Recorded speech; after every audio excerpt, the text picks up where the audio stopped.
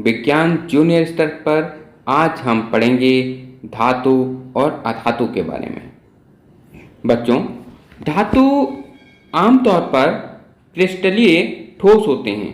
ये चमकदार होते हैं, आघात वर्धनीय, तन्य और सुगढ़ होते हैं। ये ऊष्मा और विद्युत के सुचालक होते हैं। धातुएं रासायनिक अपक्रिया में एक या एक से अधिक इलेक्ट्रॉन का त्याग करके धन आयन बनाने की प्रवृत्ति रखती हैं। चलिए अब धातुओं के भौतिक गुणों के बारे में जानें। पहला गुण होता है कठोरता। धातु अक्सर सख्त होते हैं और रूम टेम्परेचर पर ठोस अवस्था में पाए जाते हैं। सोडियम एक अपवाद है क्योंकि वो कठोर नहीं होता, भंगुर होता है। और मरकरी, पारा, जो कि समान ताप पर द्रव अवस्था में होता है। दूसरा गुण है चमक। धातु में एक खास चमक होती है जिसे मेटल साइन कहते हैं। देखिए ये सब मेटल हैं और ये सब साइन कर रहे हैं, इनमें एक अलग चमक होती है। ऐसे ही अगला गुण आता है तन्यता का। तन्यता क्या होता है? किसी भी धातु को खींचकर पतला तार बना सकते हैं। इसके बाद आता है आघात वर्धन्य। आघात वर्धन्य से क्या होता है? धातुओं को पीटकर पतली चादर बनाई जा सकती है। और पांचवा गुण होता है सुचालक। धातु ऊष्मा और विद्युत का सुचालक होता है, इसीलिए धातु का उपयोग बर्तन तथा विद्युत के तार बनाने में किए जाते हैं। तो कौन कौन से गुण निकल के आए? कठोरता, चमकता, तन्यता, आघात वर्धन्यता और सुचालकता। और अधातु के बारे में आप पढ़ें। ऐसे तत्व जो चमकीला और आघात वर्धन्य नहीं होते तथा ताप और विद्युत के कुचालक होते हैं, उन्हें अधातु कहते हैं। जैसे कि हाइड्रोजन, ऑक्सीजन, आयोडीन, कार्बन, ये सभी की सभी जो हैं वो अधातु हैं। यानी कि धातु का उल्टा क्या हो गया? अधातु। इंग्लिश में क्या कहेंगे इन्हें? Non metal. चलिए अब जाने अधातुओं के क्या गुण होते हैं। अधातु धातु की तुलना में कम विद्युत चालक होते हैं। धातु की तुलना में कम ऊष्मा के चालक होते हैं।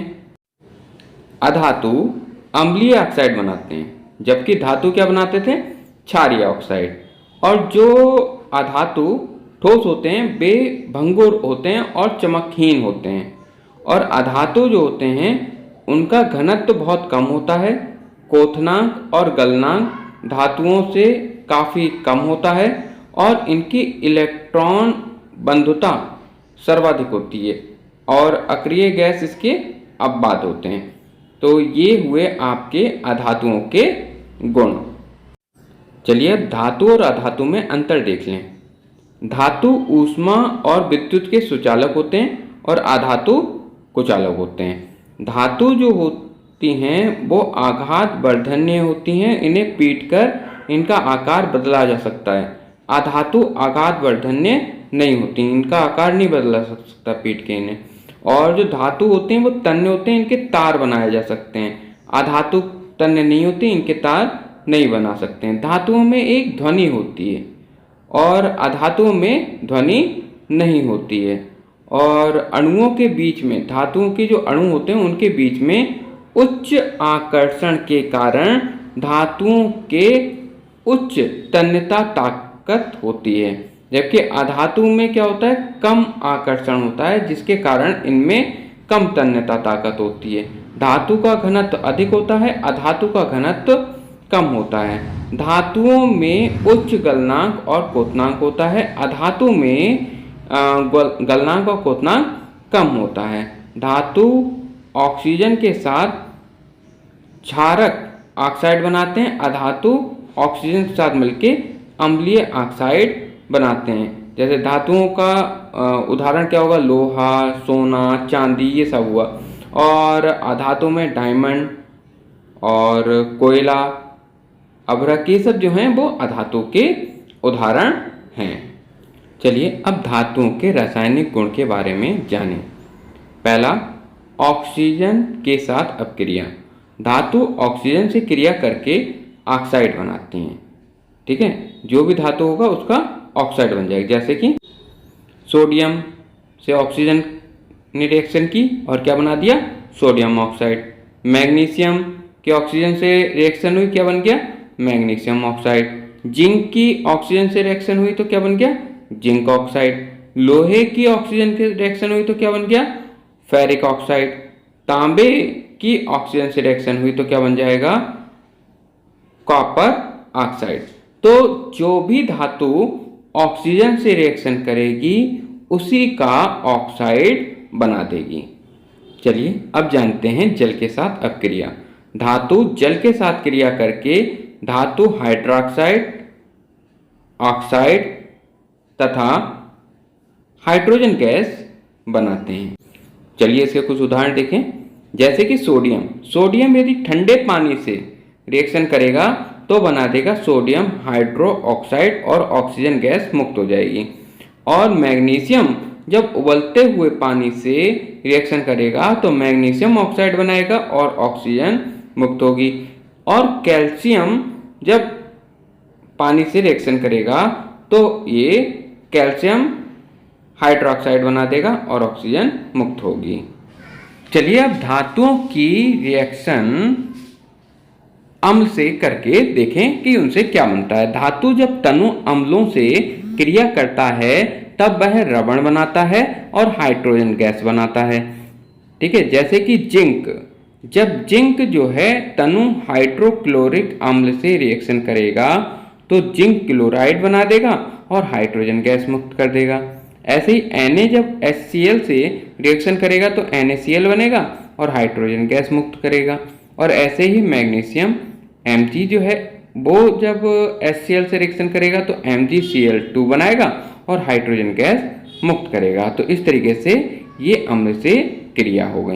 चलिए अब जाने धातुओं का संक्षारण। धातुओं की सतह पर वायु, नमी, CO2, SO2 आदि रसायनों आदि का प्रभाव से क्षय होने लगता है, यानी कि वो नष्ट होने लगता है, उसे संक्षारण कहते हैं।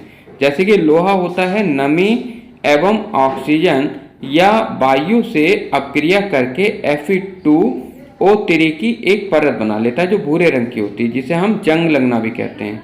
और लोहा जो होता है जंग से धीरे धीरे नष्ट हो जाता है। संक्षारण के कुछ उदाहरण, जैसे कि चांदी जो होती है उसकी चमक कम हो जाना, तांबे की छड़ पर हरे रंग की परत बन जाना, लोहे में जंग लगना, लेड का अपनी संरचना खो देना, ये सब संक्षारण के कारण होता है। अब इसे रोकने के उपाय क्या क्या हो सकते हैं?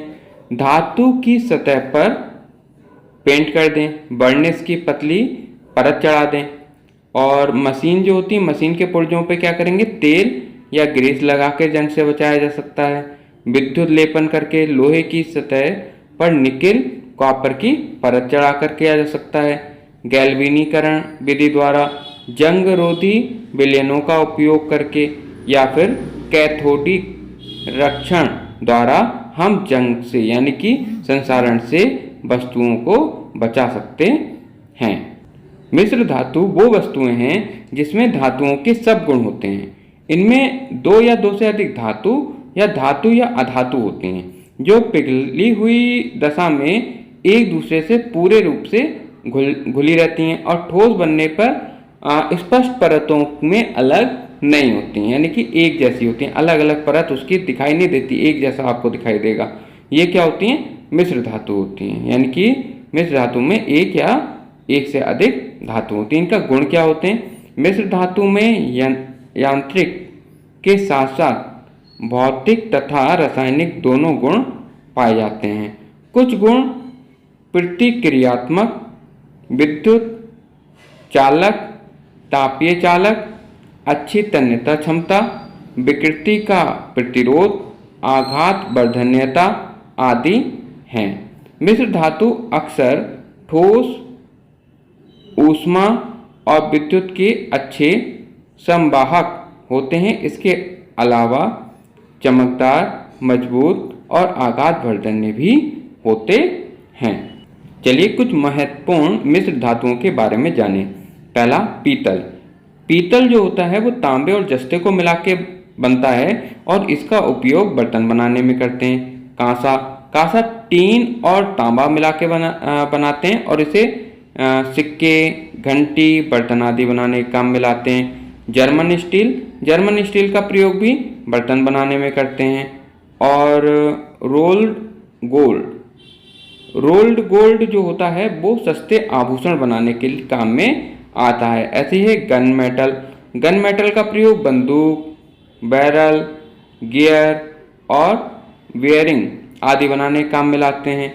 डच धातु जो होती है कृत्रिम आभूषण बनाने के काम में लाते हैं। डेल्टा धातु का उपयोग हवाई जहाज के ब्लेड बनाने के काम में लाते हैं। मुंज धातु का प्रयोग सिक्के बनाने में करते हैं। और सोल्डर शीशा और टीन का बना हुआ होता है। ये दो धातुओं को जोड़ने के काम में लाया जाता है। ठीक है, तो इस प्रकार आपने आज धातु और अधातुओं के बारे में पढ़ा। आशा करते हैं आपको अच्छे समझ में आया होगा। धन्यवाद।